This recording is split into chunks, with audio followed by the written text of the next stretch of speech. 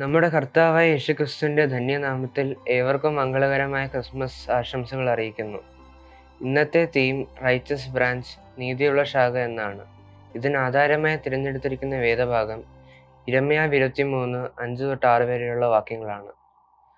സിദെക്കീയാവ് യഹൂദ രാജ്യത്തിൽ രാജാവായിരിക്കുമ്പോൾ ബാബേൽ രാജാവായ നെബൂഖദ്നേസർ സൈന്യങ്ങളുമായി കടന്നുവന്ന് യെരൂശലേം നശിപ്പിക്കുകയും യഹൂദ ജനങ്ങളെ പ്രവാസികളായി കൊണ്ടുപോകുകയും ചെയ്യും എന്ന പ്രവചനം സിദെക്കീയാവിനെ അറിയിക്കുന്നതാണ് ഇതിന്റെ പശ്ചാത്തലം. ഒരു മശീഹ രാജാവായി വരുന്നതിനെക്കുറിച്ചുള്ള യിരെമ്യാവിന്റെ പ്രവചനമാണിത്. യഹോവയായ ദൈവം പറയുന്നു, ഞാൻ ദാവീദിന് നീതിയുള്ളൊരു മുളയായവനെ ഉദ്ഭവിപ്പിക്കുന്ന ഒരു കാലം വരും. ഈ പ്രവചന നിവൃത്തിയാണ് 2600 വർഷങ്ങൾക്ക് ശേഷം യഹൂദായിലെ ബെത്ലഹേമിൽ ജനിച്ച യേശു എന്ന പൈതൽ. കിഴക്കുനിന്ന് യേശുവിനെ കാണുവാൻ വന്ന വിദ്വാൻമാർ ചോദിക്കുന്നു, യഹൂദന്മാരുടെ രാജാവായി പിറന്നവൻ എവിടെ? അതേ മശീഹയായ ഒരു രാജാവ് ജനിച്ചിരിക്കുന്നു. എന്താണ് ഈ രാജാവിന്റെ പ്രത്യേകത? കർത്താവിന്റെ ദൂതൻ യോസഫിനോട് പറയുന്നു, മറിയ ഒരു മകനെ പ്രസവിക്കും. അവൻ തന്റെ ജനത്തെ അവരുടെ പാപങ്ങളിൽ നിന്ന് രക്ഷിപ്പാനിരിക്കൊണ്ട് നീ അവന് യേശു എന്ന് പേരിടണം.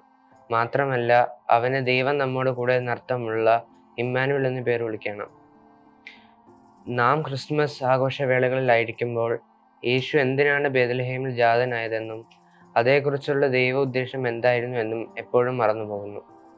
ദൈവദൂതൻ യോസഫിനോട് പറഞ്ഞതുപോലെ ഈ ലോകത്തെ പാപത്തിൽ നിന്ന് രക്ഷിപ്പാനും ദൈവം എപ്പോഴും നമ്മോട് കൂടെ വസിപ്പാനുമായിട്ടാണ് യേശു ജാതനായത്.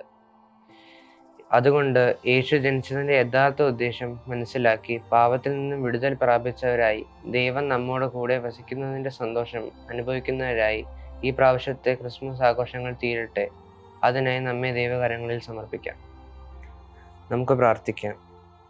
ദൈവമായ കർത്താവേ, ബേത്ലഹേമിൽ യേശു ജനിച്ചതിന്റെ സന്തോഷം ഞങ്ങൾ ആഘോഷിക്കുമ്പോൾ അത് ഞങ്ങളെ പാപത്തിൽ നിന്ന് വിമോചിതരാക്കുകയും ദൈവം നമ്മോട് കൂടെ വസിക്കുന്ന ഒരു അനുഭവമായി തീരുവാൻ സഹായിക്കണമേ. യേശുക്രിസ്തുവിന്റെ നാമത്തിൽ തന്നെ ആമേൻ.